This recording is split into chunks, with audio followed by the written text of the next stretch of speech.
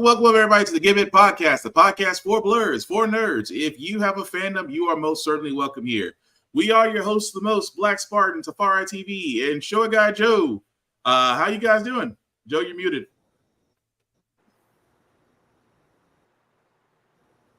I thought Joe had a prior engagement. I thought he had to go and be beamed I was going to ask, the convention was short? 5. Uh-oh. Joe, can you hear us? Uh-oh. Joe, can you hear us? And I'm Show Guy Joe, who's just as strong as the Cerritos, but apparently as delayed as the time delayed is time warp. We were wondering for a second if you could hear us. That's a whole 5 minutes. You were kind of just bouncing back and forth. It was like, can you hear us? Hey man, look, StreamYard is using the Apple playbook. We're just gonna start using and breaking the free shit. No, I hear more money. He might be hearing. We might be on a slight delay, so just give it about 5 seconds. If he goes out and comes back in, does that fix it? It might. Everybody clap. Everybody clap. Yep. It's about. We're improving. Seconds. It's slightly improving. Oh, good God. Well, let's just go ahead and get into it. As you can see, guys, as we're trying to get synced, we are a little bit on the older side. So to answer your original question. Uh-huh.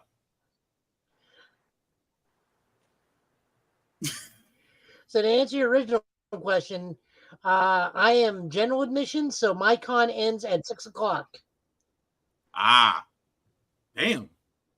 Well, at least you got a little. Oh, I got it. Well, we'll get to you momentarily about that because I got questions. But as you guys know, we do try to watch our language on this show, but let's be honest, words do fly. At the same time, guys, there may be things that might be shown that might be too intense for younger viewers.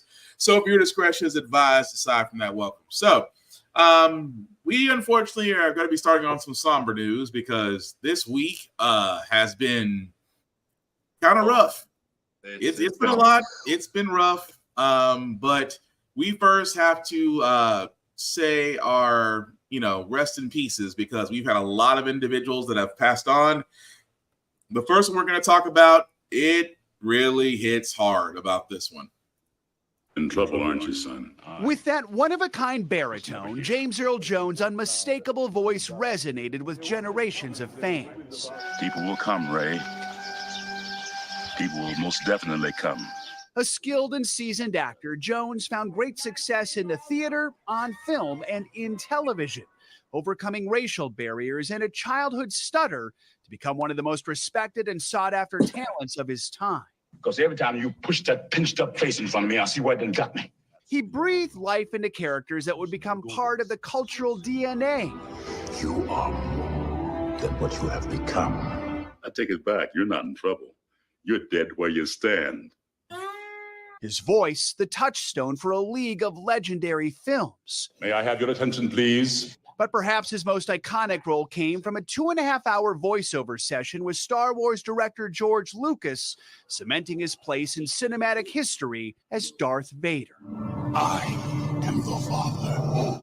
Jones was born in rural Mississippi in 1931. Being a farm kid, we always were encouraged to use our voices. He found the stage at the University of Michigan and debuted on Broadway in 1957. His breakthrough Tony-winning performance came as boxing champ Jack Johnson in The Great White Hope. He made his film debut in Dr. Strangelove in 1965, paving the way for other Black actors and impacting many, including our own Al Roker. I remember the first time I saw you acting, we saw Dr. Strangelove. I was in 4th grade and I thought, wow, there's somebody who looks like me in the movies. I know what you mean about identity. I got that role because I was Black, by the way. The idea was that Stanley Kubrick wanted a rainbow crew on that airplane. From there, his undeniable talent and incredible work ethic earned him great success and accolades, but by all accounts, he remained humble and grateful. It didn't have to do with success or fame or money. had to do with experience. Over the years, he was a frequent guest on Today, once weighing in on his childhood stutter. You never get over it, really. You simply learn how to work around it. Now, his death at 93 has friends, co-stars, and admirers reflecting on his legacy. Kevin Costner paid tribute to his Field of Dreams co-star, writing, "That booming voice, that quiet strength, the kindness that he radiated." Actor LeVar Burton writing, "There will never be another of his particular combination of graces." And Mark Hamill, best known for playing Luke Skywalker in the Star Wars films, writing simply, "R.I.P. Dad."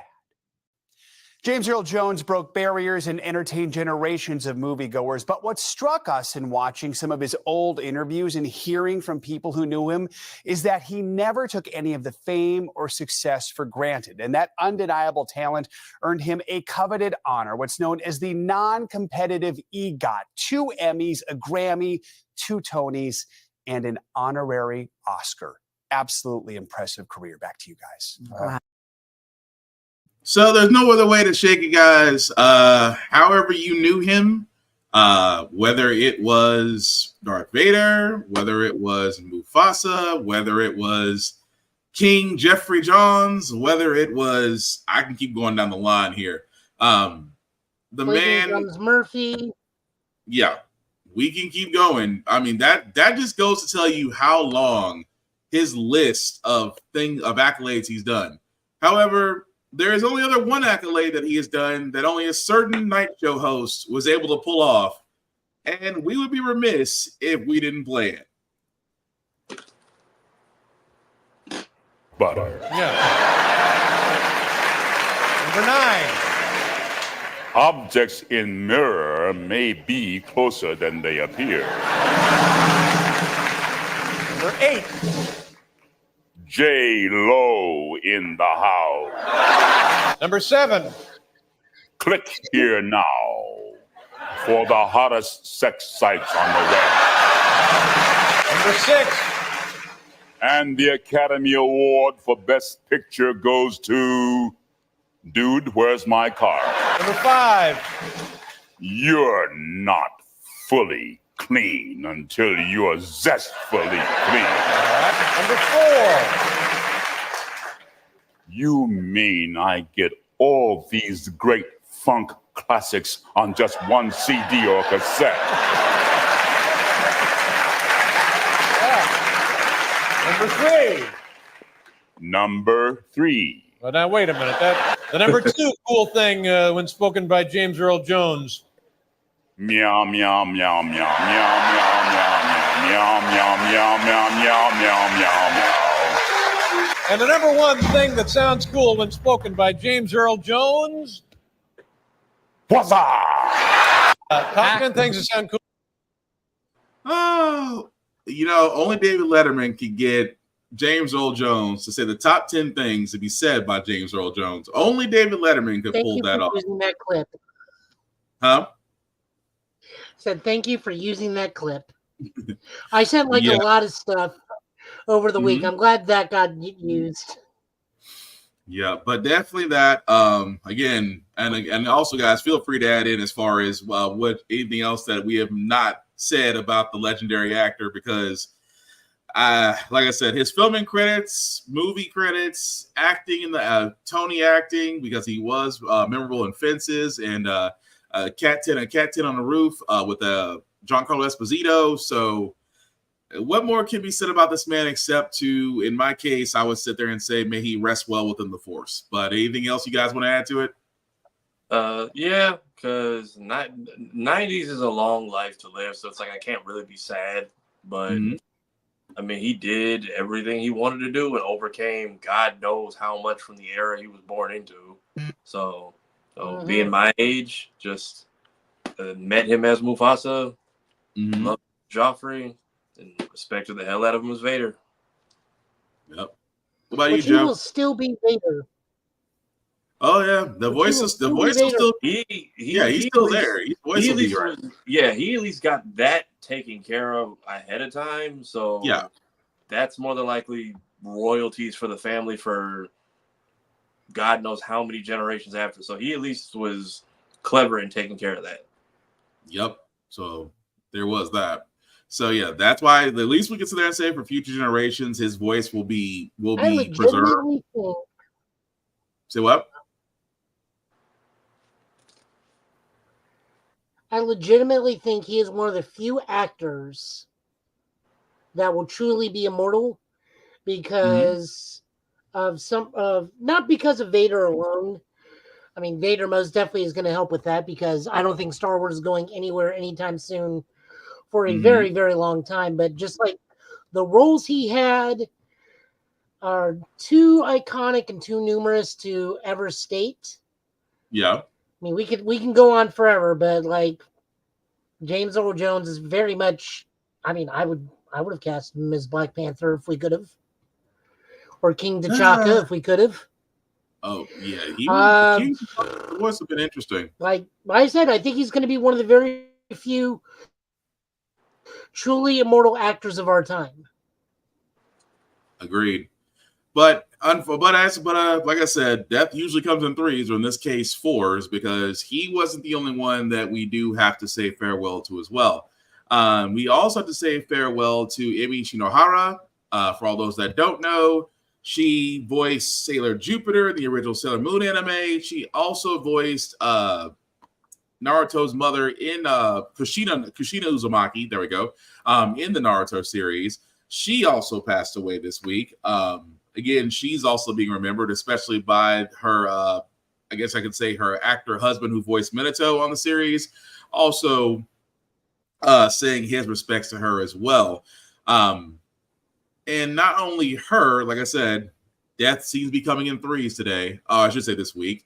Not only Emmy that passed away, also Peter Renade. And for all those that don't know, or if you were not born between 85 and maybe 96, you may have never had the chance to watch the original Mutant Ninja Turtles. That man that you see right there actually was the original voice of Splinter in the series.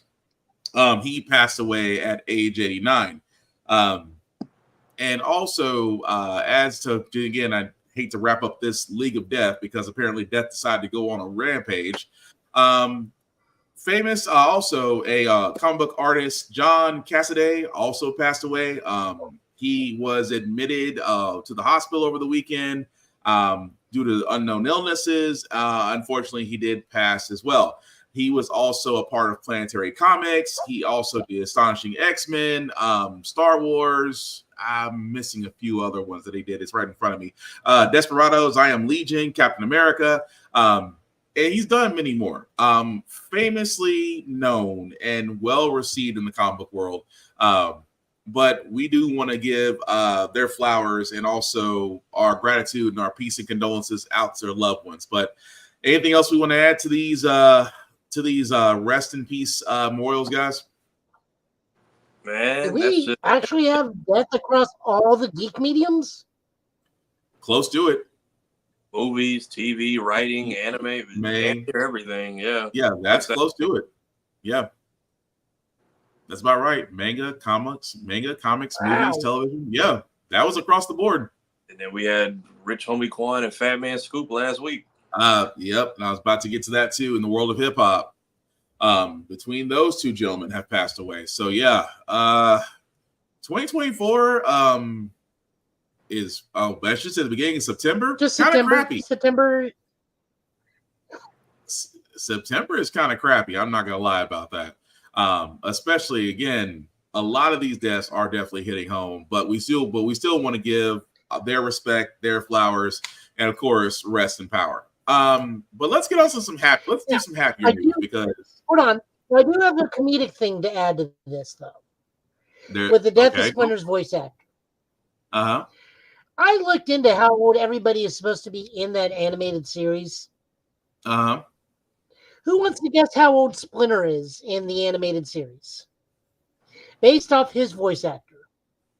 His voice acting? But 13? Based off his voice acting, how old do you think if you're saying if we're basing off the voice acting, then he sounds like a 40-year-old person with a mortgage. He is 32. Splinter is 32 years old. Oh, so I'm not that far off. Okay. So every time Splinter talked, you sound like somebody that had a mortgage. He sounds like Uncle Iroh, but he's 32. I can't do Tea on Leaves right now. I can't. Honestly, I can't you know, a lot of people didn't really see it, but because I think it was like a special they didn't advertise too much, and I only remember being on Nick and Cartoon Network like once, but they actually did a crossover special with the 2003 TMNT and the original, and it kind of served as a good wrap up to the show before they went to the future for like 3.5 seasons, which was just weird. But it was honestly, that's a good send-off. Oh, yeah. TMNT Forever. Yeah, if you've never watched that, and I think it's on Paramount Plus, which I don't buy, I just get Blu-rays. If you watch that, that's actually like a perfect send-off for both series. It's like Toy Story 3. You can just pretend nothing else came after this and call this the end. Pretty much. Watch the 2014 CGI team up with the 80s Turtles. Did they have a? It's a little bit better because the 80s. They did. Okay. It's a little bit better because they don't treat the 80s Turtles as complete idiots. I'm gonna give it a shot. I have to keep that in mind. But we might as well go ahead and get on to the trailers, guys, just because we need something happy. And this is a terrible segue. Nothing. I was gonna say Mortal Kombat and happiness really don't go hand in hand, but that thing. What are you talking about? They got friendships. You haven't seen one friendship in MK1 yet. And yet you have not seen a friendship in MK1. But we do actually have a new Sabat gameplay trailer.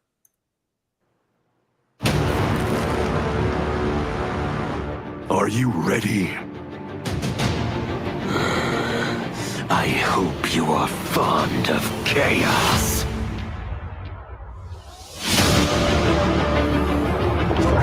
Do not try to make sense of it. Anything is possible in Havoc's domain. Allow the Brotherhood of Chaos to help you on your way. Those who oppose anarchy, who revere order, will be eliminated. You sound like Bihan. Embrace chaos.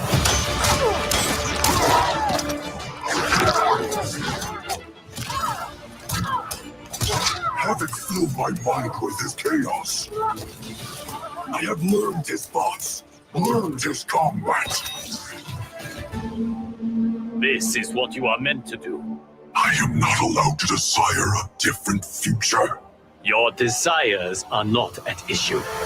It is your methods for achieving them.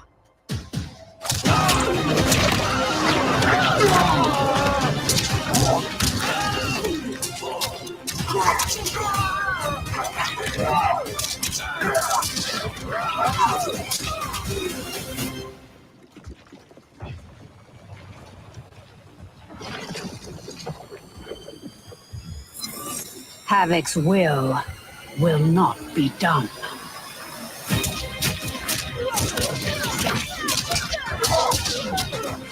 The blood spilled today will be yours, not mine.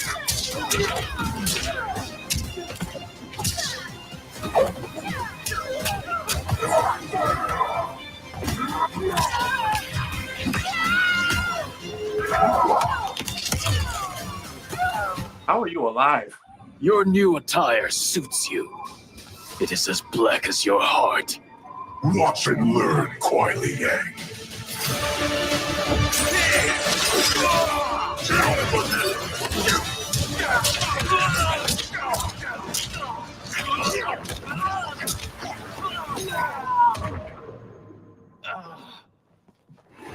Finish him.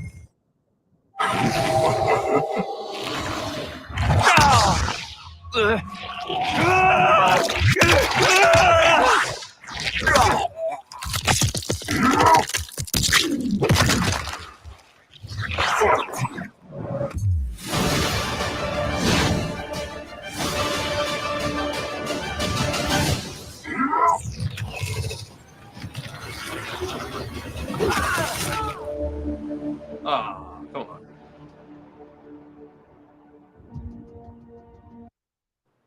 Now, Tafara, I gotta agree with you. I don't know how you were alive when you got kicked from both sides in the head, but let's be honest, it's Mortal Kombat. Well, there's just the skull fragments just going like in different. Oh, it's simple. It's in the trailer. It's Jesus. in the trailer. Chaos. Who was the girl he was fighting? Was that a new character too? Or is she part of the story? That's the girl he's fighting. That's a new character. I can't remember her name right now. But she's fighting. Yeah, the chick he was fighting was Tanya. That's Tanya? The second girl is Tanya? Yeah, it's Tanya. That is a different version of Tanya. Okay. I was like, I haven't seen it roll out for her yet, or if she's just in the story by itself. Well, that's the chaos realm of Tanya, or a multiversal Tanya. Okay. But still, the one thing I will say about these trailers, about MK trailers, I will say this. I like the fact you are blending story and trailer and action together, but I'm not gonna lie, less is a little bit more. Like, we don't need to know the animality. I want to be surprised to see what the animality is when I'm playing versus in the trailer, you go right into it. That's the one thing, don't get me wrong. Mortal Kombat has great trailers, but again, less is more. You don't have to show everything the character can do. But I mean, it could be just my opinion. What do you guys feel like we know what the animality is? Huh? I kind of feel like we know what the animality is just from the opening. The two gators are going to wishbone the dude. Well, he doesn't want to know what the animal is going to be in general. He wants to be completely surprised. Whereas, I feel like had they cut it off just before the bite, that you don't want to know what the animal. I thought. Yeah. Right. What Tafara said, not knowing what the animal is. Like we know at this point everybody's got an animality. What I'm saying is, I don't want to know the creature until I'm playing. That's what I'm saying. But again, I'm still not complaining. I can't wait to actually play MK1. Like I said, it's still in my backlog of things to get because, old boys got responsibilities. But, I mean, what are we thinking, guys? Is New Sabat worth giving a look at, or is it a pass? I think if you're an old school MK fan, you'll like this new version of Noob Sci-Fi because they've been around for a while. Also, for Homelander, who gets the eagle animality? Does that go to Homelander or to Peacemaker? That's a good question. I would say Homelander. I would say Peacemaker because Peacemaker would be too easy because of Eagly. It's too easy. But he already has an eagle, so maybe give it to Mr. America. So Homelander would probably be the eagle, or very twisted Condor. One of the two. Yeah, one of the two. I say a very twisted Condor, but we do have some Dragon Ball news. But before we do get to that Dragon Ball news, we got to talk about this really quickly because I'll give credit to Joe on this. I'll give credit to Tafari on this because this was called a long time ago. And what I'm talking about, guys, is the PS5 Pro. If you saw the announcement earlier this week, the technical demonstration, if you will, which is basically just a code word for saying, hey, we're going to sell a PlayStation 5 Pro. It's going to have 2 terabytes of data. No, it does not come with a disc. It does not come with a optional disk drive. Yes, it is going to cost you $700. We've upgraded the technology because all you guys are complaining that you can't play at 60 frames per second. And now you can. And people are still complaining. But the crazy part about this is when you look at the hardware, and Joe has said this, I have said this, Tafari has said this, the only thing you're paying for is upgraded graphics. I mean, technically, you really can't tell ray tracing and 60 frames per second on a console. A console can only push out as much as the hardware can. And I'm going to be very honest with you. On a PC, you can probably tell a difference. But on a console, I'm sorry, you can't. So, actually, I can. If you put Spider-Man in 60 or 30, you can very much tell a difference until your eyes get used to it. But you actually can, upon initiating either the 30 or the 60, you can tell the difference. So the pictures they showed, because they try to show Spider-Man, they showed Spider-Man 2 side by side. And I should have actually brought up the demonstration video on YouTube. But when I was looking at it, it's like it's the same thing. Because don't get me wrong. Some people who don't have PS5s, you may have just been waiting for the Pro. If you're waiting for the Pro, okay, good on you. That's what you're waiting for. But for anyone else that has a PS5, it's just like, what other reason are you giving me outside of the fact that you're saying it's 2 terabytes, but you have a bay for extended storage to where somebody like me will just go take a 4 terabyte or a 2 terabyte SSD, install it, and I have all the space I need for the PS5. I got one sticking out mine's sticking out the back of mine right now. So it's just like, what's the point outside of those that don't have it? However, the other part of this, which is go you say, Joe? 8K resolution. That's what they're really pushing. But here's the thing.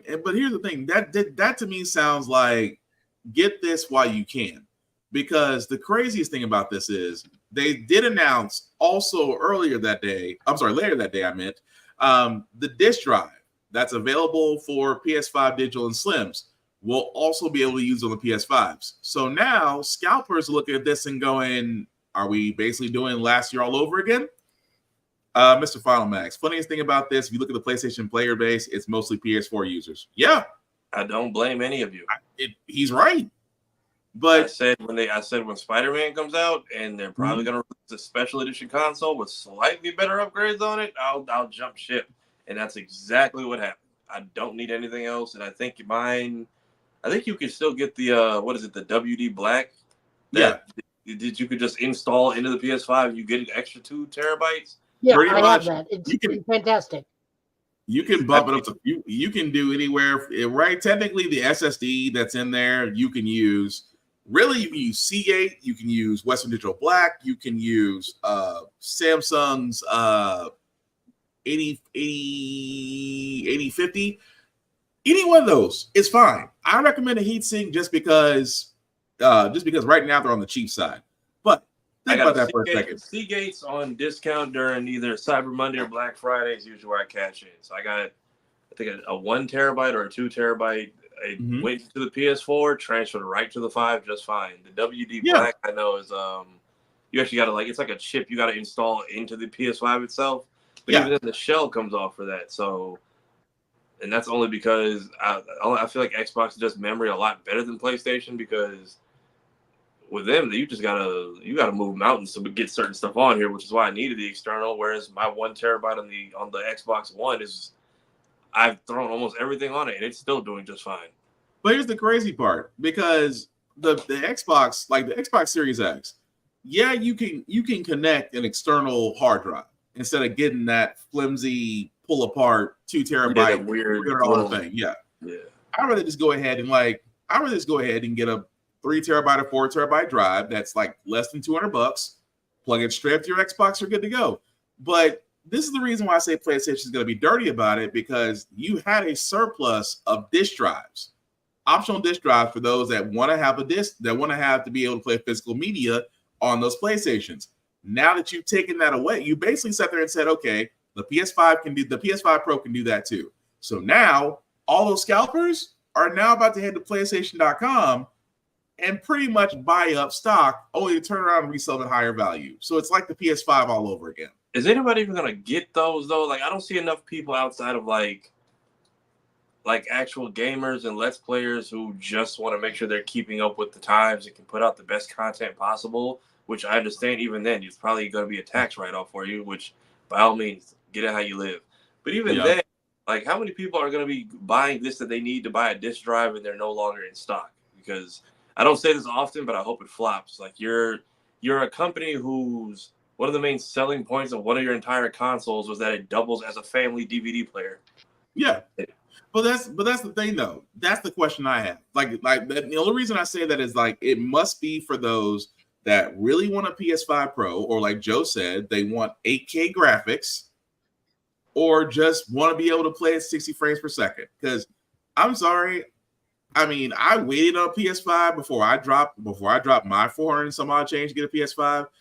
Now, and I've said this before, when consoles start getting into $700 territory, at that point, I'm just building another PC. Because at that point, I'm sorry. If you're going to be spending $700 on a console, just take $500, build a budget gaming PC, get a Steam or a Valve, get a Steam or get a EA or a Ubisoft account. Enjoy your games that way. Your money's gonna be very well spent that way anyway. I think 700 you can get a pre-made tower, and that's how much. With how hard parts have been to get since COVID, and I think still are. Yeah, they've been moving. They're moving more towards just pre-builds, and I think that's how much my brother paid for his, and it runs just fine. Yeah, and again, if this is all going to PC, cool. We'll all just join the PC master race at this point. But again, like I said, can't see the reason why PS5 Pros. I can see the digital discs being sold off because again, I wanted one just because I got a digital version because the only thing around. But I also want to get the disc drive because I like playing disc games. I really do. Sony never really learned from Neo Geo. No, they did not. Mr. Final Max, no, they did not. The Neo Geo was a great system that they overpriced it out of existence. And it had great titles too. That's the sad part. But moving on, Dragon Ball, because again, we got another Sparking Zero trailer, and the character list just seems to keep on filling up. My name isn't Kakarot. Now I'm mad. It was you against the universe. See ya. Really though, my size has nothing to do with this. I'm stronger than I've ever been. Grandpa, you totally forgot about me, didn't you? Guru, help me out. Done in the trailer, but not in the game. They keep doing that. I need to keep my head on the game. I'm gonna get left in the dust. Finally, I have the perfect body to exact my revenge. Fight between men, huh? That's what's going on. Let's keep fighting till one of us taps out. Die, scum! Before you die, I'll show you the difference between the evolved Toggle race and the primitive power of the Saiyans. Molecule by molecule, no, atom by atom, I will tear you apart and scatter your remains to the stars. You won't get away with this, baby! With the power I gained from Boo, I will take you down! He's playing one of the Gamblers and Boo. Grandpa? You better be ready. I'm feeling pretty strong right now. Sorry to tell you this, but there's too much of a power gap between you and me. I will rule the universe. I can taste your fear. It is very sweet. I can feel the terror that this bridal body accentuates. Times 10? Well then, your punishment for abusing the Dragon Balls will be extinction. I stand above all other Shadow Dragons as the mighty One Star. Dragon Fist! Explosion! Useless! Behold, as I reduce all of reality into nothingness. Scum like you get away with this! All of your struggles are meaningless in the face of the Dragon Ball's combined power. You mean there's still someone stronger than me? Let's fuse, Kakarot. This is going to be special. I can feel it. Fusion! Victory is mine! Time to wrap up this show. We've reached the finale. You've resisted until the very end. Let's go! Ultra Big Bang! Begone! Kamehameha! Everyone in the universe! Let's do this!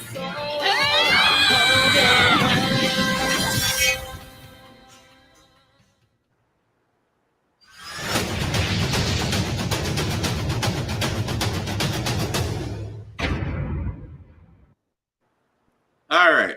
So, guys, that was the GT official trailer for Dragon Ball Sparking Zero. And just to go back a step, what we thinking, fellas? Because the spaces are slowly disappearing. I can't tell. Is that up at the very top with the arrow? Is that an empty slot, or is that just saying, "Hey, these are all your characters"? I think that's just an arrow saying these are your characters. I think that's the DLC slot for Gogeta Super, and the bottom one's supposed to be the slot for Super Broly. Wait, aren't they already on? I feel like they're already on. I know they're DLC, but aren't they somewhere on this roster already? Well, Broly's right there. Broly's right there.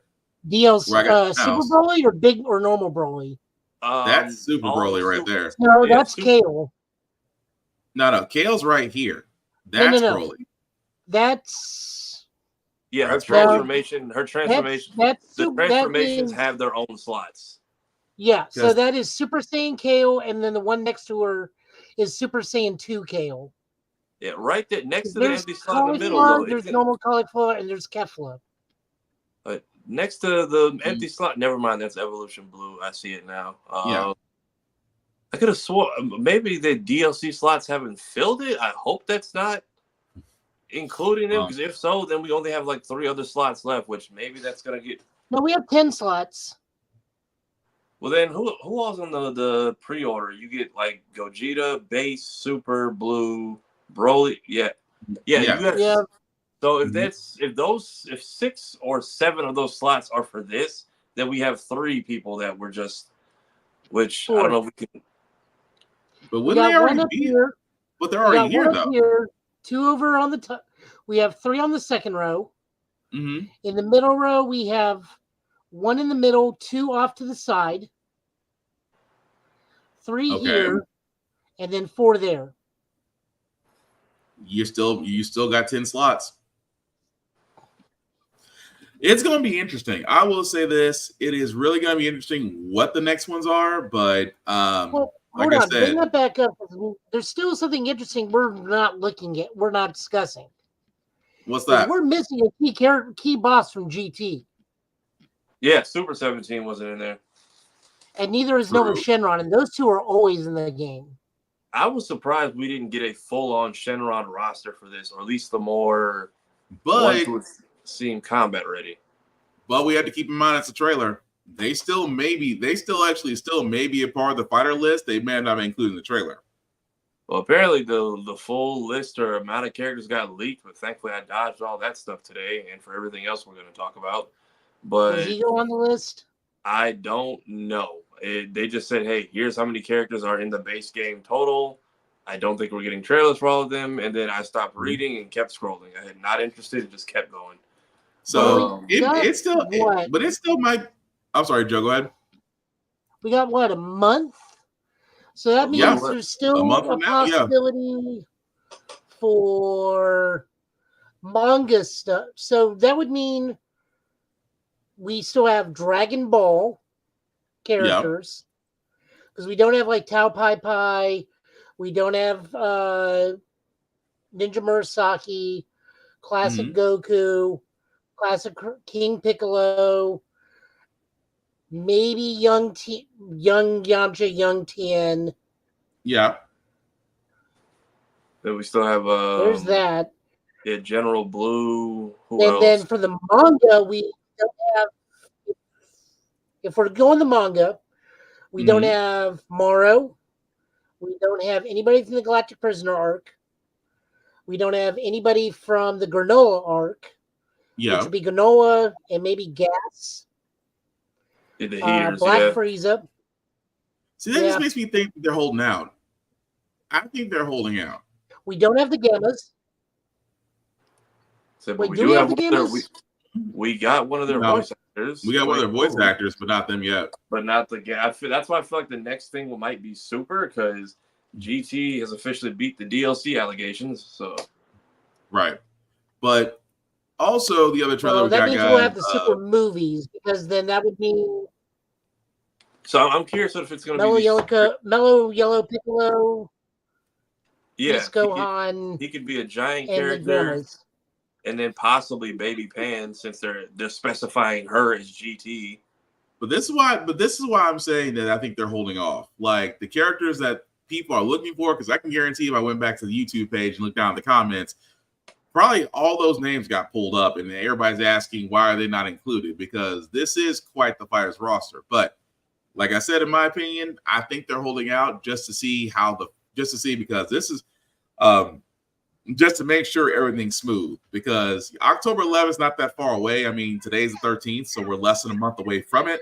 Yeah. So maybe, just maybe, we're probably gonna get some surprises closer to release date. But and somebody said the worst thing about the trailers are the words "music not included in final game."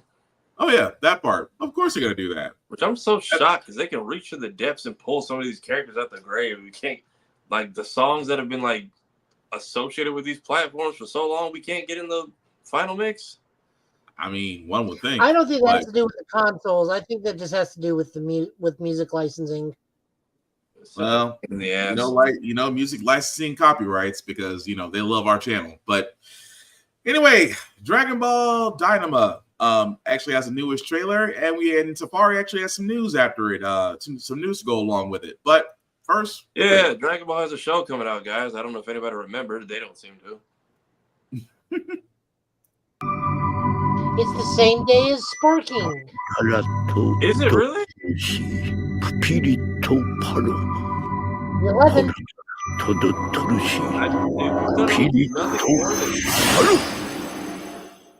Rest in peace.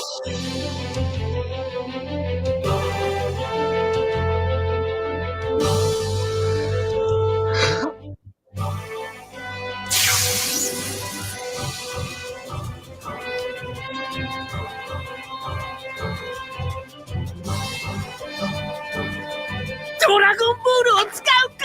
恐れるものは全ていなくなりました。そろそろね。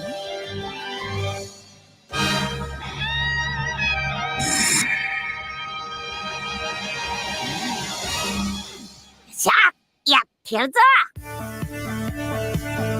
俺はグロリオ、頼みがある。パンチだ。よろしく。パンパカパン。なんか面白そうだな。ジャカジャン、さゆきバンバレー。全開、やべえバトル。ワクワクが止まらない。ね、シェンロン。迫り構えて。明日もすっげえやつ。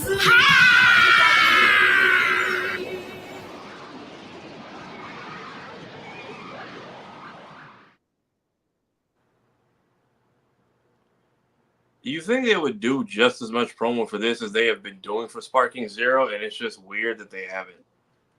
Yeah, it is kind of odd that this is kind of a low-key, just not getting a lot of hype after it. But, I mean, it's a different story.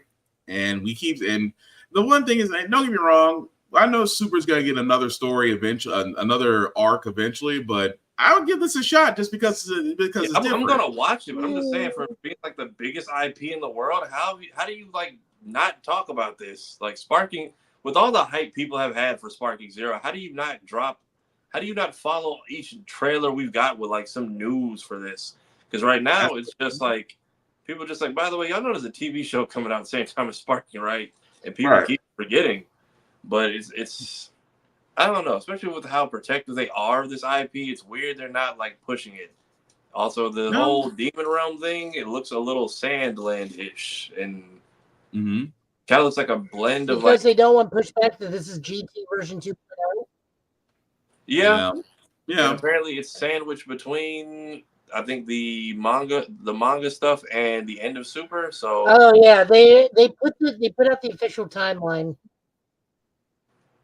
Does Diamond take place before or after all the Granola? So it goes the Buu Saga, Daima, Yo Son Goku friends are back. So that one where they fight Avocado and he fuses, and we get introduced to Torble. Yeah, it was so then weird. Dragon Ball Battle of the Gods. So it's sandwiched Well, in you know between what they arcs. did with Turbo to make him like more popular, right? Right. So they sandwiched it between arcs. Well, I know they Yes, mentioned between him the in Boo the Saga and the OVA, Ghost Son Goku and Friends are back. Gotcha. It's so weird that they just never dubbed that, but they went back to do the One Piece and Toriko crossover, and only the first half of it because I guess nobody wants to touch Toriko anymore. Mm-hmm.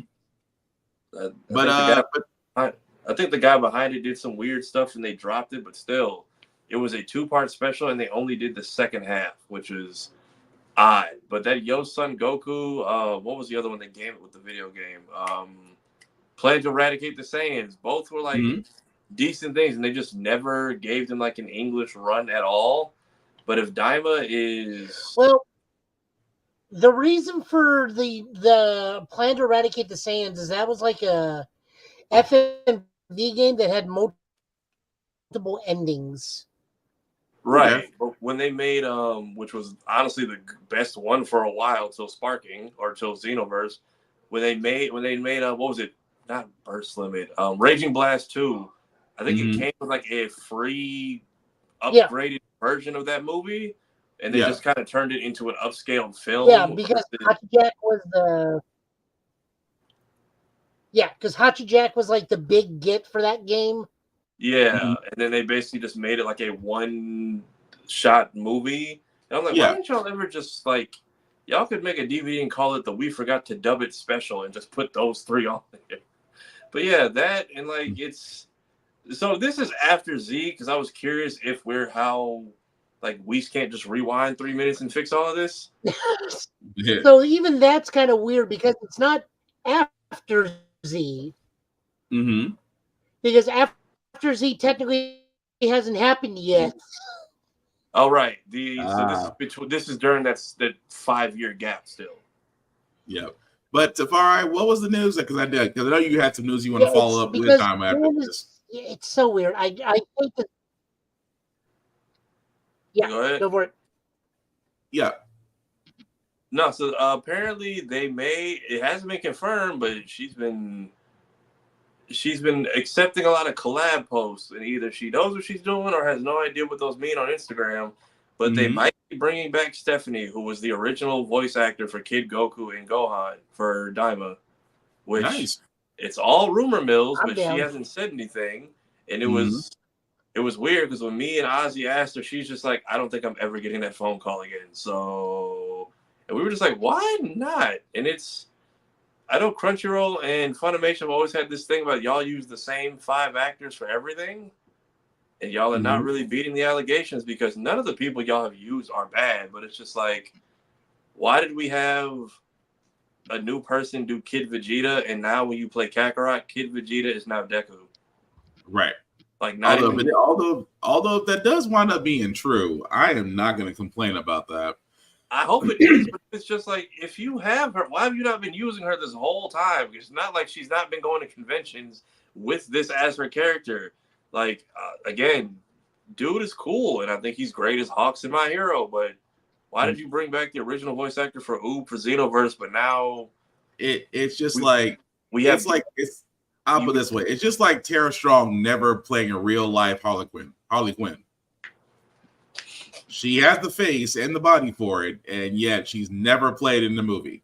Same thing. At least they come back for her in an animated fashion. They just, when it comes to the kid voices, they seem to go through the randomizer because it's like, if we're going to use a Kid Goku, that's fine. I like her as Luffy, but like, if Stephanie's been able to do this the whole time, why have you been using Colleen for Fighters, for Xenoverse? Like, and then it feels like we're using a different actor every time for these characters because, like, I think the dude who does Hawks in My Hero was cool, but why is he playing Oob when Oob was just Oob in Xenoverse, and now he's playing Oob and Gamma, either Gamma 1 or Gamma 2? And then even with the dude who, if you listen to the Broly movie, we had a Kid Vegeta who sounded like a Kid Vegeta, and now it's just Deku reading Kid Vegeta lines, which great actor by far, but now it's literally just Deku from My Hero in Vegeta's body. And it's so damn weird when it's like but you had the people who could do the original voices this entire time and just haven't used them. Why? It's almost as if it's just they want to. It's almost if they just want to use just for some odd reason want to be different when you literally have the working formula right there. Like if you wanted to distinct Kid Goku and Gohan, I can understand that. But then making her the Colleen do all the game voices for Kid Goku and GT Goku is just, I don't know. And again, she does great as Luffy. She did a good job. Stephanie from the Ocean dub, or This is the Stephanie's from. Stephanie's from the main old school dub. Yeah, like that's Ocean dub.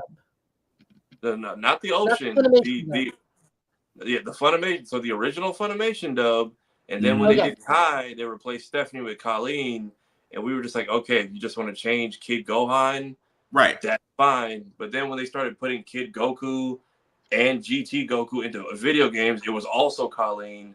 It's like, well, now it's not the distinction, but why aren't y'all calling Stephanie? Oh, no, I know why. What?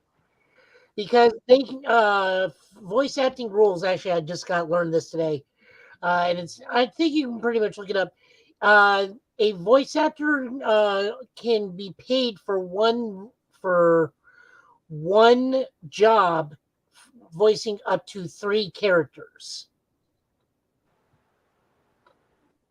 Ooh. So if they pretty much like the Ozawa, where she does Gohan, Goku, and Goten, they only pay her once. She does 3 characters. So she gets screwed. If they go with Colleen as opposed to Stephanie, they only got to pay Colleen once because she's doing Kid Gohan and Kid Goku, as opposed to paying 2 separate people. So you're getting screwed either way. I think it's up to 3 people. I can go ask tomorrow since I'm going to be around voice actors a whole bunch. But I'm pretty sure, like it was said, like 3. They have a maximum of 3 people. Then they have to pay them more.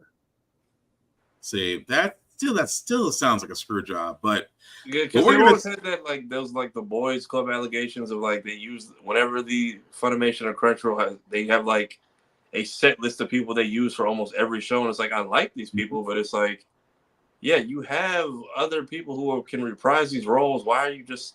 Because now I'm just hearing the other character they play just voicing over this other character that they normally don't, and I don't dislike them for it. It just seems like a decision I don't understand. It's like I said, I'm hoping for good thing. I'm hoping for it, but we will definitely see. But before we get on to the next trailer, guys, really quickly, yes, Microsoft has laid off another 650 people from the Activision Blizzard acquisition. Let's be honest, Microsoft was only interested in the IPs. They were not really interested in keeping the people. That just goes with the territory. And Destiny did announce that their next expansions, codename Apollo and Behemoth, will have updates. Apollo will be first this summer of 2025 and fall of 2025. So actually about a month or so, we're going to be seeing another expansion from Destiny. Here's the beauty part. It's free. When guys like me who are paying $60 to $100 for an expansion, we're going to get that for free. The next year, which is codenamed Behemoth, also for the updates in the winter and the spring. Again, free. So I'm not sure what's going on with Destiny right now. I'm assuming that either that, again, this is after the final shape, which was great. But the fact that they are moving forward with these free expansions, I'm just curious about the story, especially what they've done with the conductor. Not going into that arc just because if you haven't played Destiny or you are playing Destiny right now and you are playing that episode Echoes, I'm not going to spoil it for you. I'm just saying whoever is running Bungie right now, you've got the right idea. That's all I'm saying. But moving forward with our first of our last 2 trailers, The Legend of Zelda's Echoes of Wisdom. We actually got an overview trailer from Nintendo, and I'm going to be honest, after watching this, I'm more inclined to actually play this now. Is this the top-down Zelda one? And the captain's online. Hey, sir. What's happening? I was in the middle of the Lego build. Oh, right. You got you're good. I'm doing a Starship right now. I'm not doing the Falcon yet. Oh, okay. Okay, cool. Now we were just about to review the trailer for Legend of Zelda, sir. But before I do, let's see. What did we covered a lot. Anything that you want to cover as far as us saying rest in peace to James Earl Jones, which I know we kind of did on Blurred's Eye View, but in case you want to add anything else that we talked about tonight. A masterful legend at work, cannot be replaced in many forms, whether it's stage, screen, or voice acting. I can still, the fact that he had a stutter, and then there's a scene, and I think that's RV, that it's him and Robin Williams, and he does the stutter, like, is it the Fuji or the Fujitsu, and I'm like, and in that scene alone, I'm like, damn, there's two great people gone. But yeah, he'll definitely be missed, but he left his impression amongst millions in different genres. Fair enough. All right. So with that being said, guys, let's look at the overview for Legend of Zelda's Echoes of Wisdom.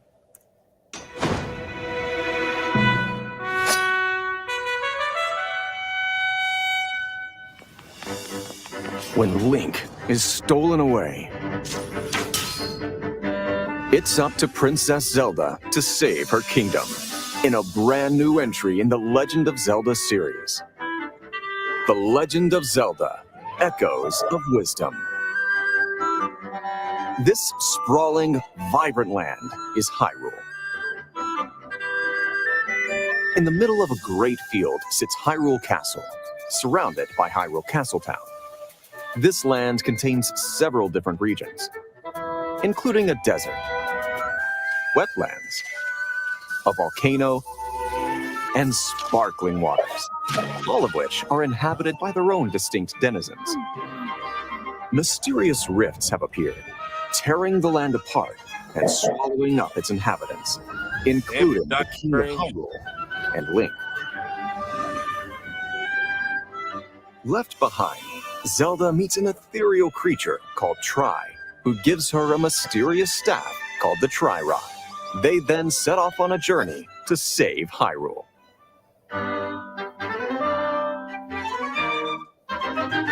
Using the Tri-Rod, you can create imitations of things called echoes. Once you learn an echo, you can recreate it whenever you'd like. You can create echoes of useful objects, such as beds, or create echoes of monsters that'll fight by your side. There's a wide range of echoes, and a variety of ways you can put them to use.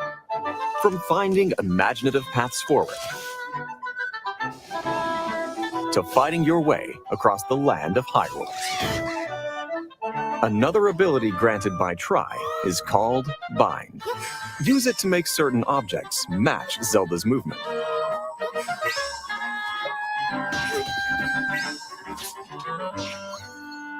Alternatively, you can use Reverse Bond on a moving object to follow its path. Whether you're moving an object or moving with one, you're bound to come up with all sorts of ideas if you let your imagination run wild. Zelda can also take on Sword Fighter form, allowing her to forge ahead when the path is blocked, strike down enemies, or battle alongside echoes. However, she can only stay in Sword Fighter form for a short period of time. How you choose to wield this power is up to you. The sword's gauge can be replenished by collecting energy found in the still world. Zelda can also make use of wind-up gizmos called automatons. Try combining everything at your disposal to discover strategies and ways forward you might not have considered before. Zelda's wisdom and your creativity are the keys to this adventure.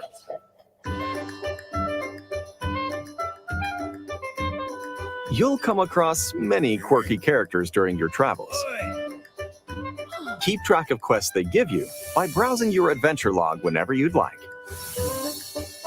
Helping people with their troubles is a big part of your journey. And wise heroes are often rewarded for their good deeds.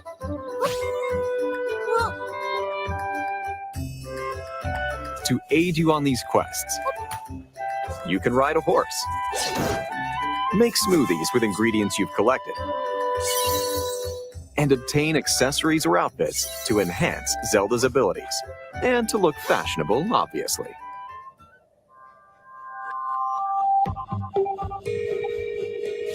By stepping into the rifts to save those who have been stolen away, Zelda can explore the still world.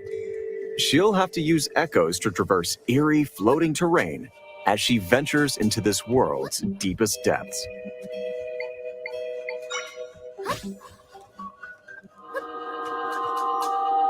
Massive dungeons can also be found in the still world.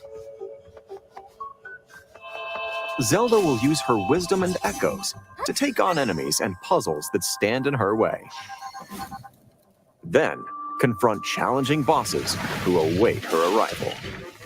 You'll need to use everything at your disposal to take on these foes, but the strategy is yours to devise.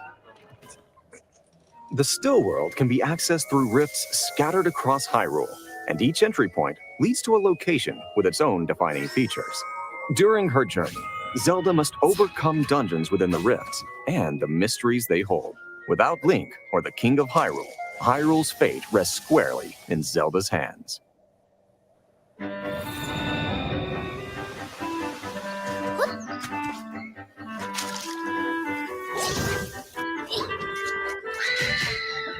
On this grand adventure, it's up to Zelda to use her wisdom and save the Kingdom of Hyrule as only she can. The Legend of Zelda: Echoes of Wisdom. Available September 26th, only on the Nintendo Switch system. Pre-orders are available now on Nintendo eShop. Nintendo Switch Online members can save on this game with Nintendo Switch game vouchers. The Nintendo Switch Lite Hyrule Edition system is also available for pre-order and will launch September 26th. All right, so that was the overview, guys, for Legend of Zelda: Echoes of Wisdom, and also shameful plug for another Switch Lite that you may or may not want to get. What are we thinking, fellas? Outside the fact that, well, Zelda is basically fighting like Link. I do like the fact it's creative, that, or as Joe called it, the wand of Xerox that you can just copy.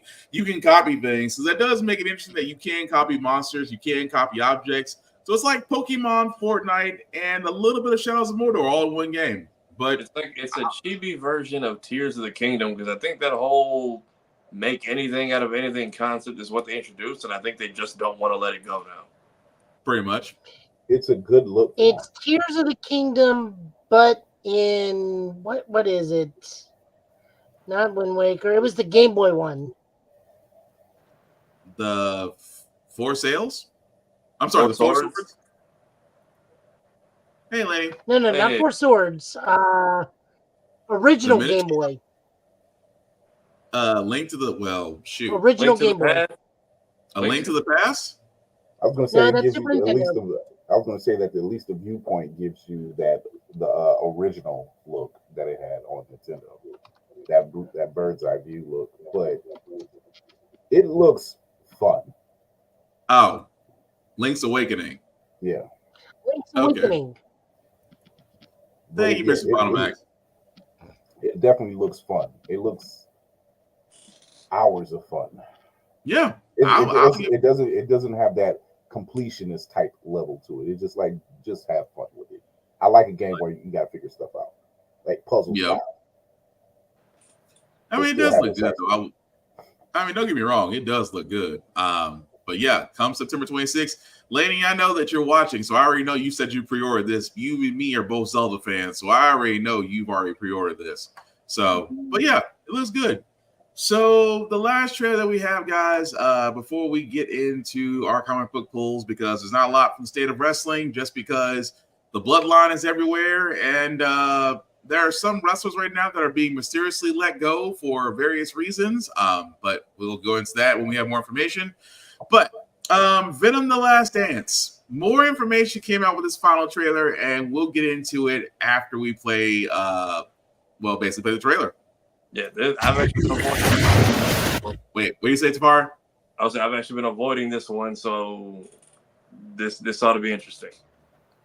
Cool. Here we go. Eddie, I'm with you to the end. This is your captain speaking. If you look out to your left, you'll see a beautiful view of the Grand Canyon. Told you we could fly! Oh, the so close,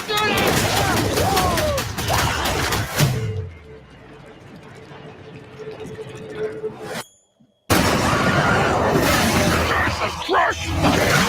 Everything's shut!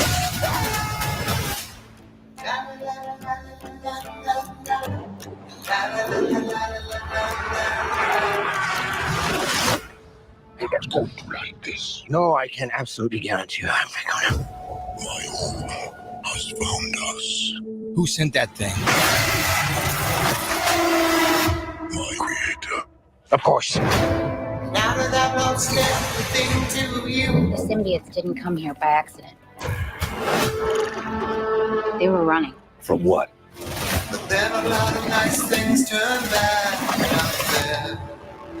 What's his name then? No! No! We have something he needs. As long as Venom lives, everything will end. What are we doing? We need a disguise. Hey, man.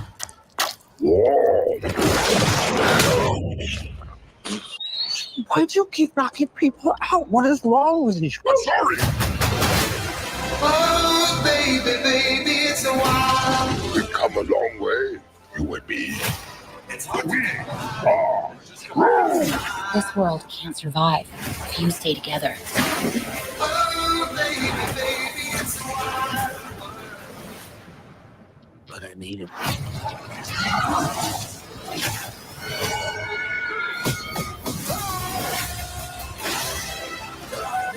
You're bad people. There we are. Always remember you. There comes a time in every man's life where you have to make a sacrifice. Eddie, I'm with you to the end.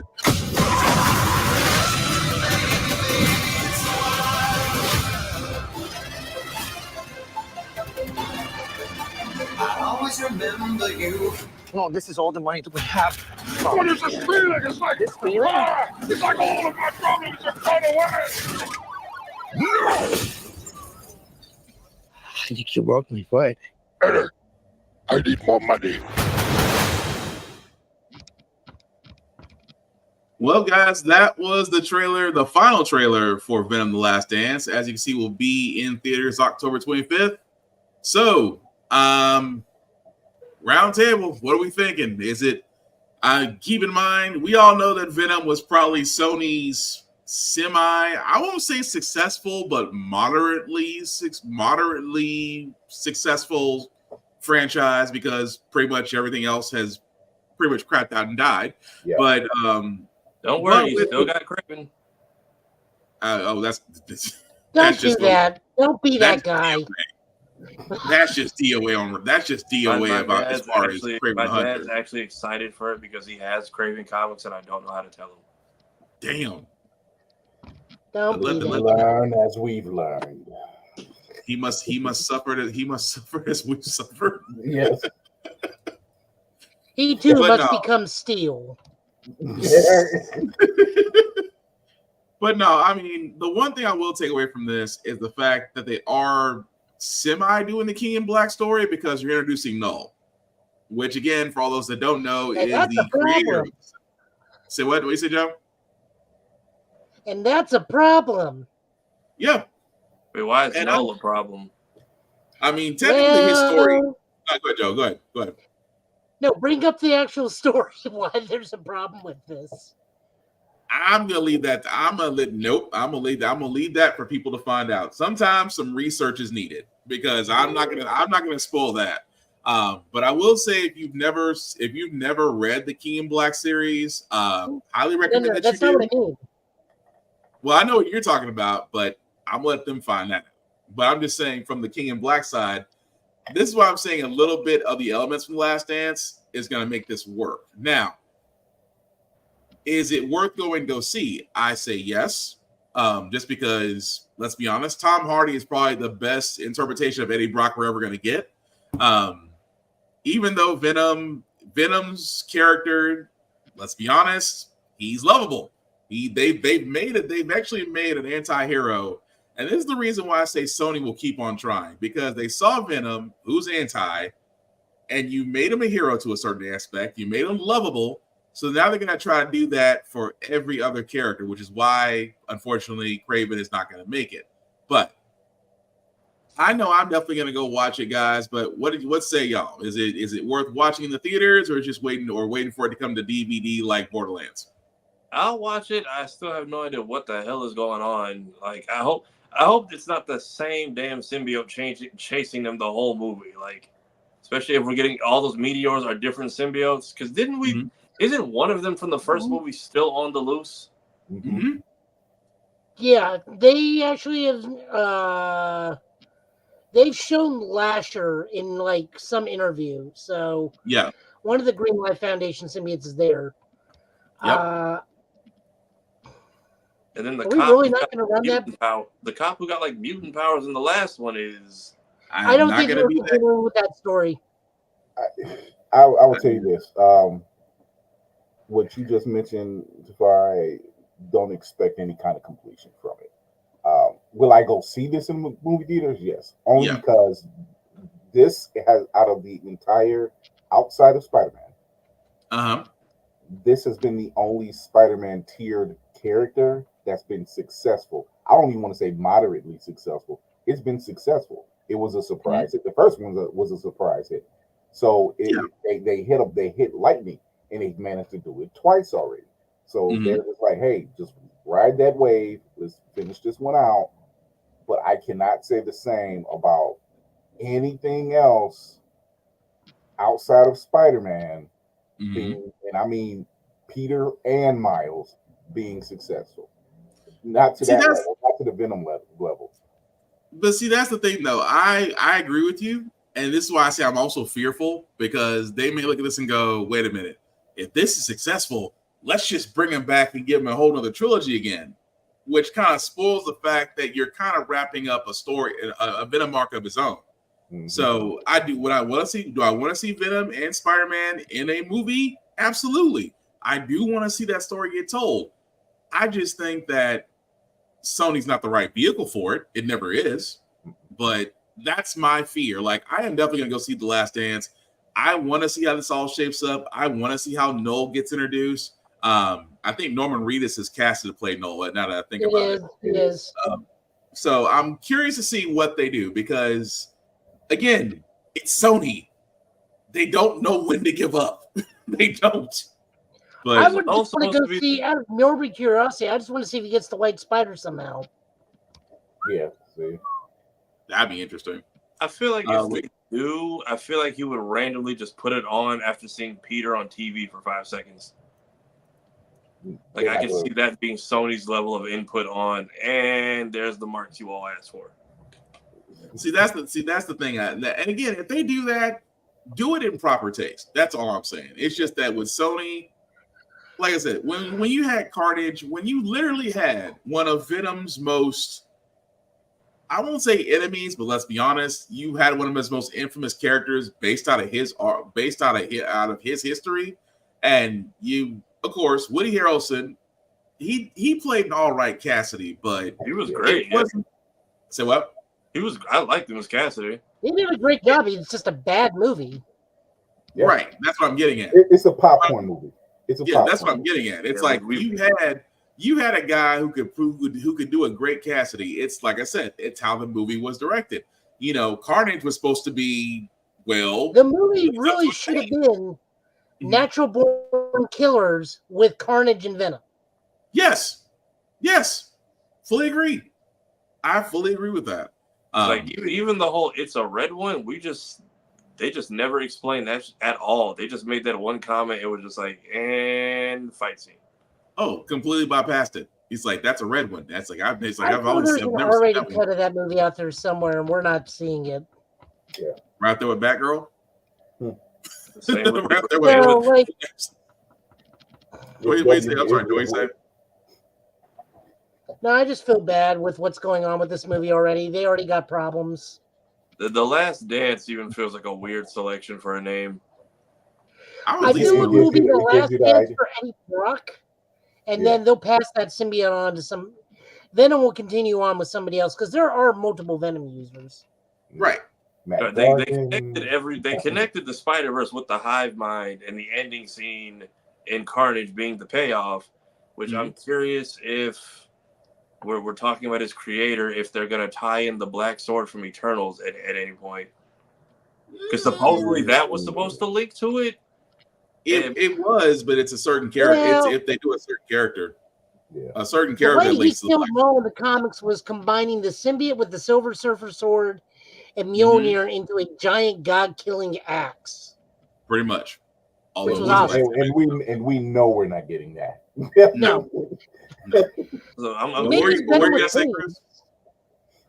No, I was saying I know we're not, and I know we all know we're not getting that. That's never gonna happen. That's a pipe dream. True. I mean, you're 100% right. Although it'd be great if we did, but again, it's Sony. We just Sony striking out on everything from PlayStation to movies. So again, let's put it like this: they're a step above Warner Brothers right now. True, that is true. Although Warner Brothers could release Batgirl and actually restore our faith, I'm just saying, Zaslav. But that's not what at this point, what do you got to lose? That is not what we want released. We want Acme versus Coyote. Yeah. Well, actually, you know what? Both. I'll even go as far as say both, because Coyote versus Acme, I still want to see that too. So why not? Here's my thing before I get to comics. I'm just going to small rant this. You are literally sitting on two possible company-saving, revenue-generating movies that you're sitting in a vault somewhere that you don't want to see the light of day. Why? Right. You have Looney Tunes. It's like Muppets. No matter what generation you release it on, it's going to pull something in. It's Looney Tunes. Right. And this thing about it, and Batgirl, literally, Brendan Fraser as Firefly. And we've never seen an adaptation of Firefly outside the animated series. Correct me if I'm wrong. Outside of Arkham. And everybody was there for that. Yeah. And Keaton showing up. Again, That's and they were just like, okay, let's see what this turns out. But Warner Brothers does. And also, Coyote versus Acme. That is an original idea that literally we've always wondered about Wile E. Coyote and this man's unlimited credit account with Acme for all the stuff that he's bought over the years. Let's face I want it, to see Wile E. Coyote's fiction with Acme is everyone's a fiction with a certain superstore. Yeah. That's across the country. But still, it's something we want to watch. It's like, why is it that you're sitting on two gems of movies for what other reason outside of just being petty? It's like the Mr. Burns of Warner Brothers. But we're going to lose money off of Acme versus Wiley versus. You're going to lose money. It just doesn't add up. It just goes to show you that whoever's in the boardroom making decisions like this has absolutely no clue on what the fan base and the general public really are itching for. Don't do it because you're trying to beat the competition. Like, okay, we just got done watching a trailer for a new Zelda game. Yeah. Look how simple but fun that looks. Because what? It works. That's, again, simple. Really is. But before we do get to our comic book pulls, Joe, because I'm going to put you on the spot, you went to the Star Trek convention here in Nashville, sir, for day one. How was it? Because I'm jealous. I'm poor. Hold on, Joe. Question. Here's the second part of that question. Are you regretfully poor or happy poor? C, both. I'll allow it. Oh God! For all those who are wondering, small town lawyer, but I'll say both. for all those that are wondering, there is a Star Trek convention here in Nashville, Tennessee. Joe, would you mind again letting people know where it is and how long it's going on? It's Murfreesboro. It's all week over at the Embassy Suites, directly off of 76. It is Creations ST Nashville. We have a good chunk of the cast from Discovery, a good chunk of the cast from Strange New Worlds, and a good chunk of the cast from Lower Decks. I got to speak to Doug Jones. I got to speak to, I don't know how to pronounce his last name, David Adjula, the guy who plays Booker. Yeah, that's right. Yeah, Adjula's right. I've gotten to talk to Gabrielle. I don't remember her last name. The lady that plays Talin from Lower Decks. I got a photo op with the entire group for Lower Decks, which means Tawny Newsome, Beckett Mariner's mom,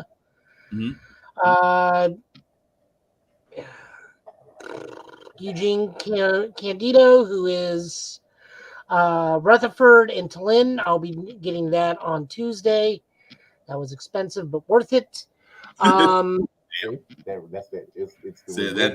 both comes into play, Joe. Yes. New shirt, new uniform. Some autographs. No, it's just a really, really fun time. Sat in on all the panels. Got to ask questions. Manifested a Star Trek character that will never happen, but Talin's pet, because all emotionally dry characters have pets. All of them are mostly cats. So Talin's got a desert cat, a Salat named Tamerk now because of me. Nice. Got to ask, like I said, got to ask Doug Jones. Because season 3 you were the captain, was it easier on you or more stressful for you? He's like, well, I got to sit down more. For Doug Jones, who's almost like 6'7" or something like that, he's like, for me, that's a blessing.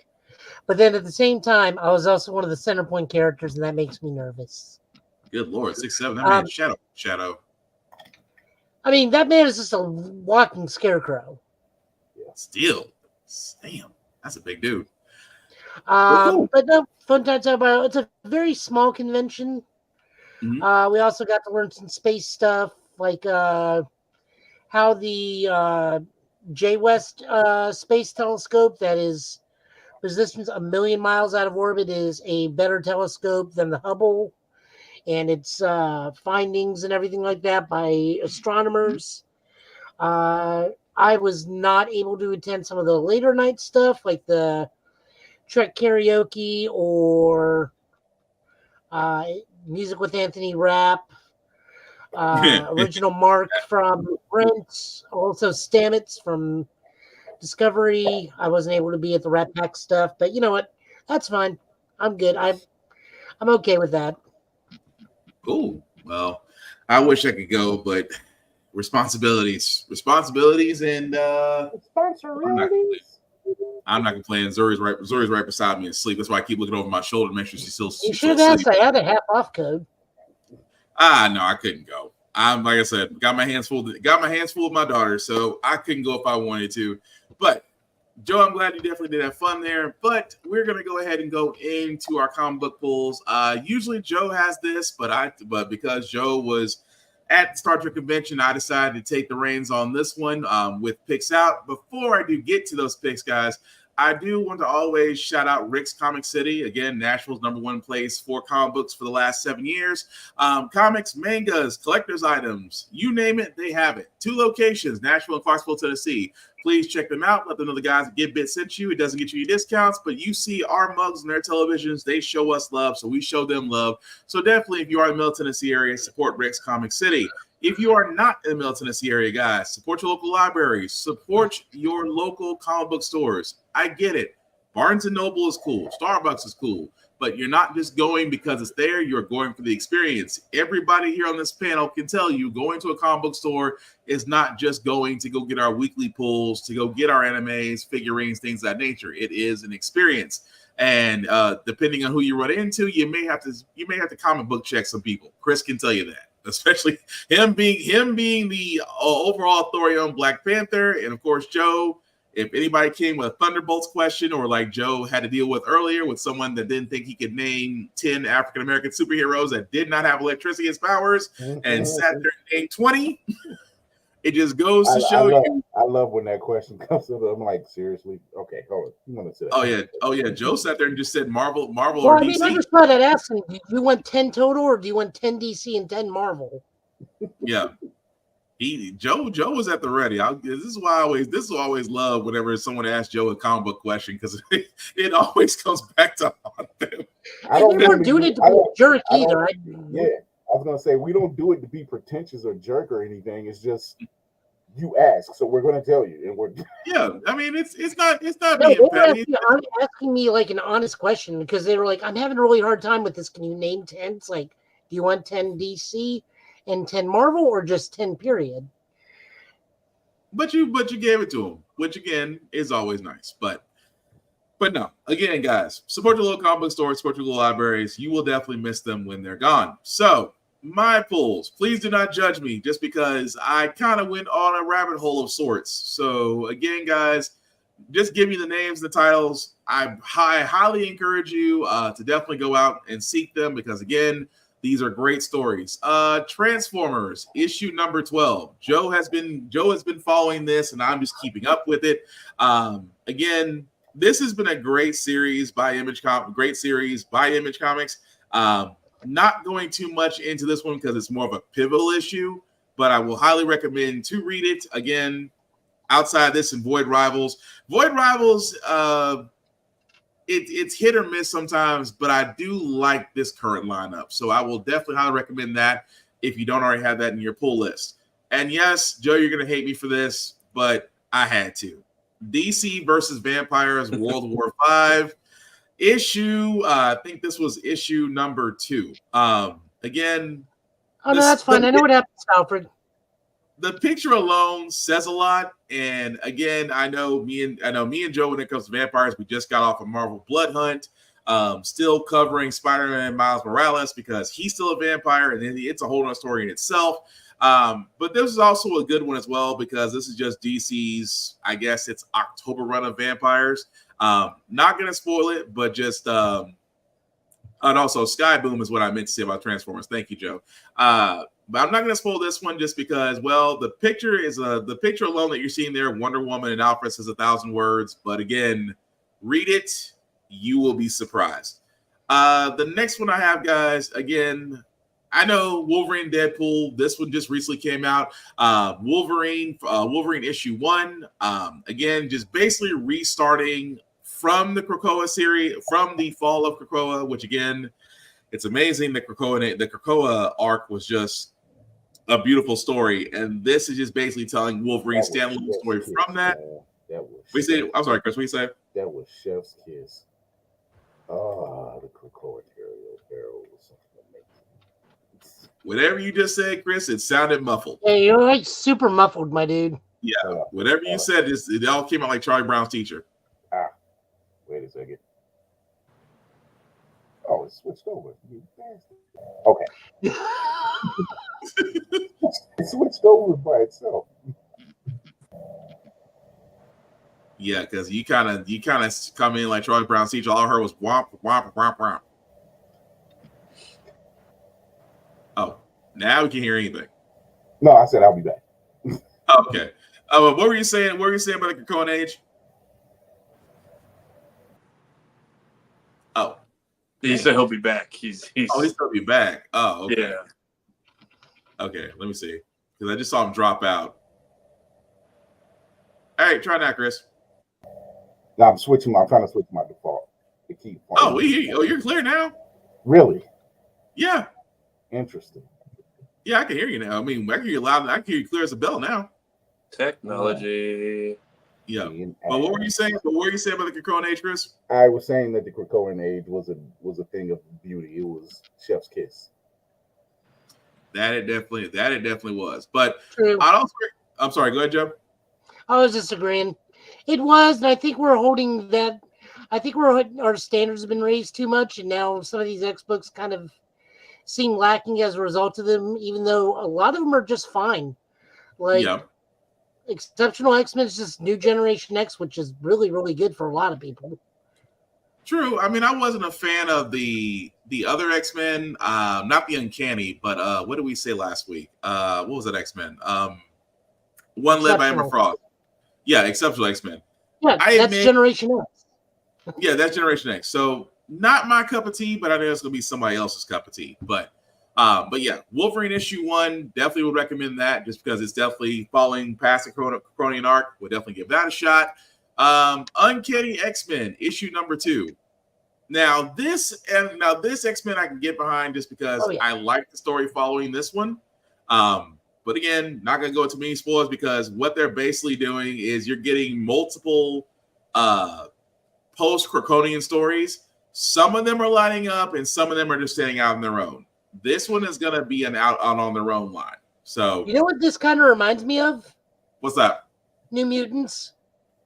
Yeah, and you're a little bit more. You are so far right that you don't. Have you read this one yet, Joe?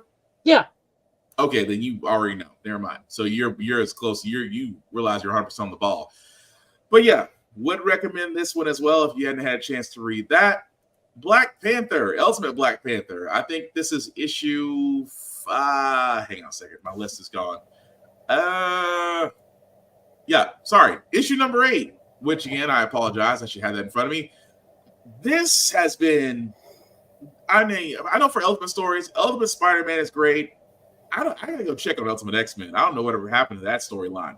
But so I've been reading Ultimate X-Men. This is gonna be Ultimate X-Men is gonna be one of those things where you need to read it like a manga and just wait for the arc to finish and read it as a trade. Gotcha.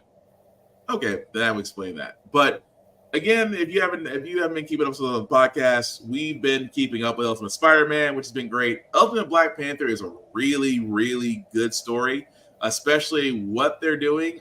Again, as you can see right there, obviously that's Khonshu.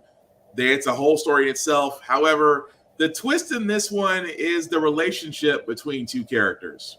I leave it at that, because some people are a little bit angry about it. Some people are like, that makes sense. But again, Ultimate Black Panther would recommend that as well. My last 2 DC ones, again, following Absolute Power. This is Green Lantern issue number 15, where, as you can see, Hal Jordan and Waller's weapon stash. That alone, again, if you hadn't had a chance to read it, highly recommend that you do. It does tie in with Absolute Power. Absolute Power has actually been great so far. I was going to say, Absolute Power has been really good. Yeah, it has been surprisingly good. Say what you guys say, Joe. I have a complaint about this one, and it's not at the character; it's a why. Because in this backup, we are finishing out John Stewart's story, I believe. Yeah, we are. And they've given John another power upgrade. Mm-hmm. Why are we continuing to power up John? At this point, he's absurdly powerful. If he already has Source World power. Yeah. He has Source World power to where he has literally resurrected his dead little sister. Yeah. And now he has the Dark Star. I think he may still have the ultraviolet ring somewhere from when he was an ultraviolet lantern at some point. And now he's got the Dark Star ring from another universe, which is just basically ultraviolet lanterns of another world. What more do they need to give John to I don't understand why they keep giving them all these absurd powers. The only thing I can think of is unless he's about to become a villain. Let's not do that. And that's the only because we did that with Hal. We did that with Hal, so let's not do that with John. Right. I mean, that's the only thing I can think of. I mean, if that gives us a new lantern that makes Hal Jordan go away, I'm all for it. But I will never not be petty about this. You are, yeah. We know. We know. But no, it's but no, the issue itself is good. But what are you gonna say, Joe? I said the issue itself is fine. I like everything about it. I like that we see what one of the Amazos ends up as. I'm all for what happens in this book. It's just the Jon Stewart story. Like, I don't understand what they're doing with him because at this point, it just seems like John can just roll in and end this. True. With as much power as he wields right now, he can just roll into the absolute power event and just steamroll everything. True. But we'll definitely see. But also to round this out, guys, Absolute Power Task Force 7, issue 6 of 7. Now, again, this is the Amazos, as Joe pointed out, and we've been pointing out about Absolute Power. The Amazos robots have been just siphoning the powers of DC heroes, and I almost hit on this one is an Amazo has invaded the Mascara. And surprisingly enough, I'm going to leave it at that. Just because, again, this is them fight, as you can see right there. And again, if you don't know the Absolute Power story, it is, if you ever thought Failsafe, a Brainiac Queen, and Amanda Waller were all in the same room and yet wiped out almost half of the DC force at this point, still a great story. But again, with this one, would recommend this as well just to keep up with the story, as it does explain where Steve Trevor is the entire time, as well as Wonder Woman and Damian. But also a highly recommended book as well. But that's pretty much the round out as far as the polls tonight. Again, I stress this very heavily, guys. If you can go out and support, please go out and support. Please go buy issues. Please go to your comic book stores because, again, your patronage keeps them open. At the same time, even though we did cover a handful of stories, there's still more out there, especially Avengers Twilight. I was going to bring that up because Joe brought that to my attention about Avengers Twilight. I finally read all 7 issues. It's worth reading. Chris, if you ain't had a chance to read it, I highly recommend Avengers Twilight because I have it like literally physically in front of me, but I got a stack that I'm going through. So, and Chips, or not Chips the Dark, that is Avengers Twilight. The new Avengers book by Steve Orlando dropped today too. Yep, I haven't had a chance to read this it. Week. That is actually really worth reading. Cool. So that's probably gonna be one we're gonna add to the list next week. But yeah. But aside from that, guys, as we are pretty much going to wrap it up this evening, I usually want to start with I usually start with Tafari because now I realize that his father is a Kraven the Hunter fan, and well, you got to go break that bad news to him. I think I'm going to start with the captain. So, Captain, you want to let people know where they can find you, sir? You can go to @BlurredSeyeView on IG. You can check us out Tuesdays and Thursdays on YouTube, Twitch, and IG at 8 p.m. Eastern, Tuesdays and Thursdays, all the time. We just started the new season. We're 2 episodes in. You can listen to us wherever you listen to your podcast. And I'm going to finish my Starship. Yeah, I still got my Dark Falcon. I hadn't started on mine yet. Oh, that one! I'm waiting for that one. I'm just waiting on a good day. Oh, I have it literally in a box right beside me. It's just the fact that a 1-month-old baby girl is about to wake up. But anyway, Tafari, well, let people know where they can find you, sir. What you doing? So I'm here on all platforms, especially on YouTube. I post usually on Mondays to make them a little less terrible. Just did a video about the 20th anniversary for Ned's Declassified School Survival Guide, which the guy who plays Cookie actually reached out to me, so he was very appreciative for that. Shout out to Daniel Curtis Lee.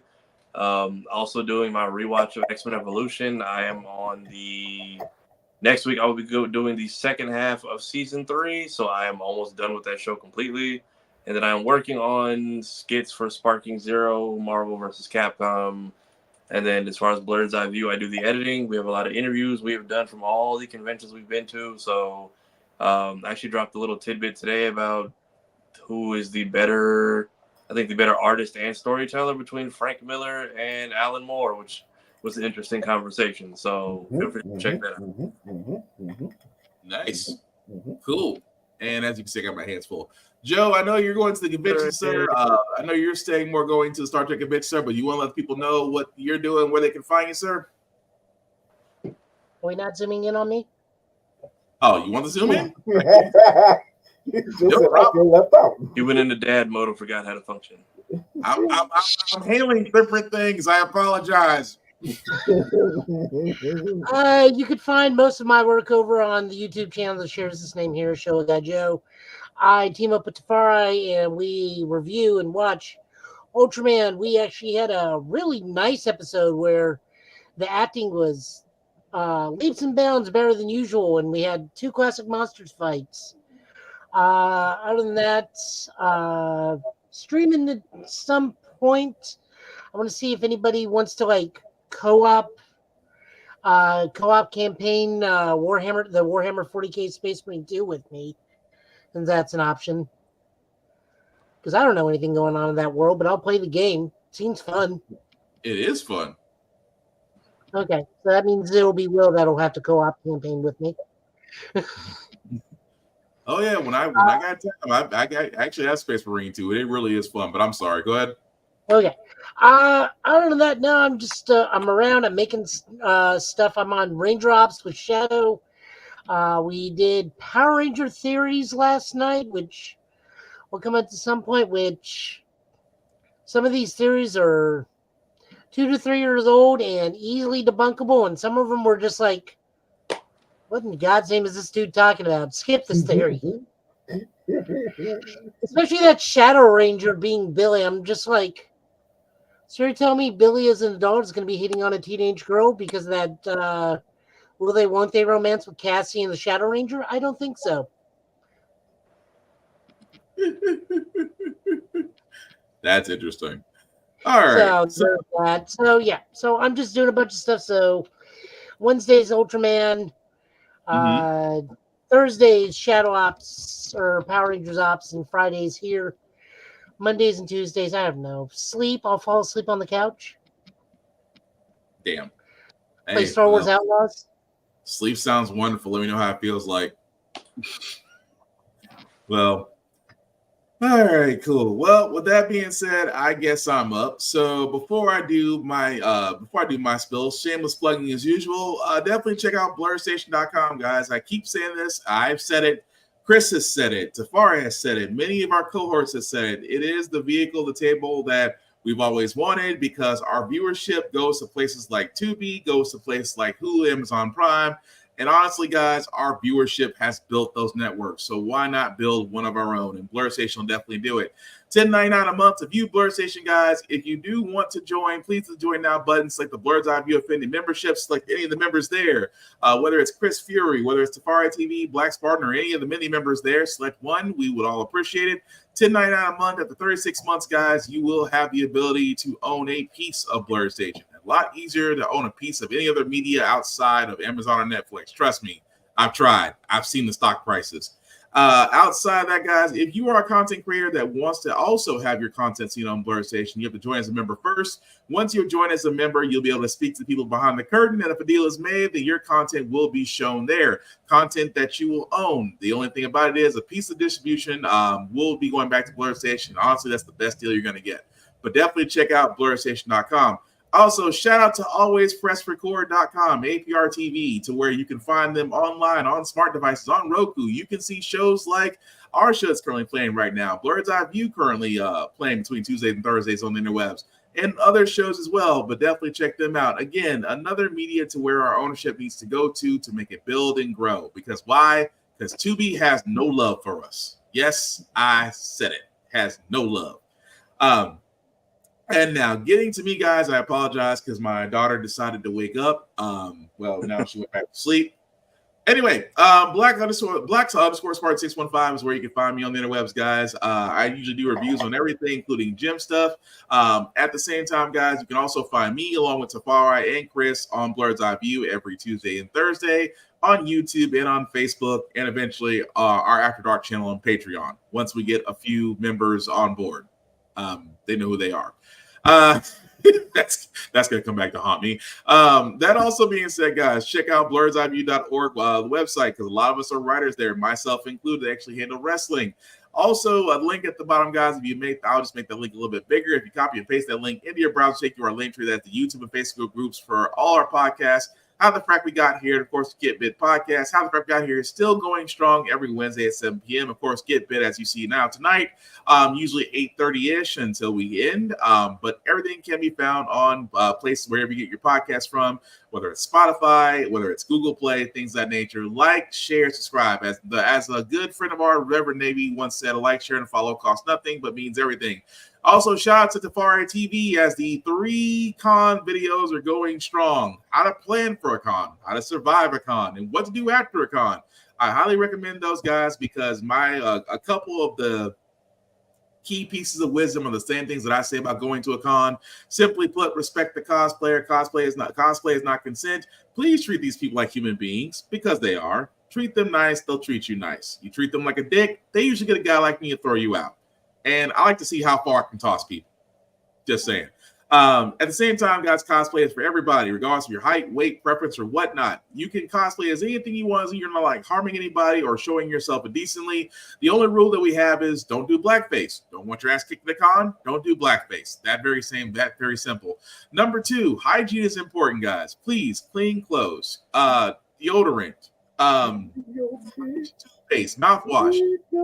Hidden deodorant doesn't work. I'm just gonna be honest with you. Nobody wants your funk to enter a room before you do. So again, guys, hygiene is everything, especially with COVID and everything else going around. I cannot stress this enough.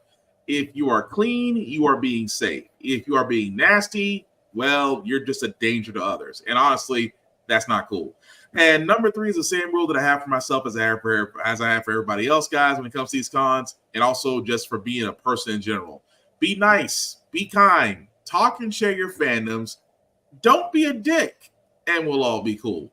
But with that being said, guys, let's wrap this up. We'll be back here, same Get Bit time, same Get Bit channel, with news of the week. If the Switch 2 ever does get announced, I guess we'll talk about that, along with other things and our usual con pool of the week. But as we wrap this up, fellas, anything else, guys, you want to say before we call tonight?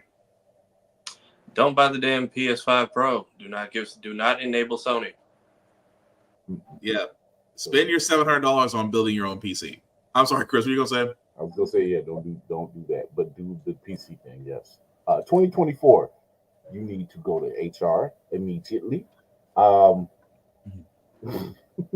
hours is just way too many people that lost in 24 hours. So we need to see you at HR. We need to have this a frank discussion. So yeah, we got 3 more months. Right. Please go vote. Please go vote. When the time comes, please figure out how to register to vote. Vote.org. We will not. We are not taking. We're not going to. I don't know if we're taking political stances on the show or not, but I'm just saying, right now, please go vote. Please find out if you don't know how to vote. Please go register to vote. Please find a way. Just ask around. Look on the internet. Find there are many resources.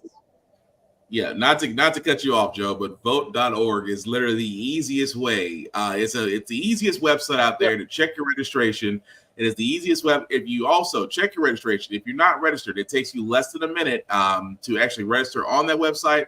It will also help you with early voting and where to go. Again, please get registered, know where to go, know what to bring. We all have a duty come this November, so please definitely do it. But with that being said, guys, thank you all for watching, for liking, let you know this is live. Not even November. We have a duty at the end of October with early voting. That too. Just you know what? Just at the end of the year, we have an obligation because I don't need to see Idiocracy the sequel. I'm just gonna leave it at that. Yeah, but it's knocking on the door that close. Yeah, I just don't. I don't need to see President Mountain Dew Camacho. That I don't need to. The first time was enough. But with that being said, people, Trevor Noah is not part of the Daily Show anymore. It can only be so funny for the next 40 years. Yeah. Right. I'm just saying. But with that being said, guys, we're definitely going to call it a night. Thank you all for watching. I've been Will. He's been Tafari. That's been Chris. He's been Joe. This has been the Give It Podcast for tonight, guys. Please take care of yourselves and each other. Hopefully we won't have an Idiocracy sequel. Have a good night, guys. Peace.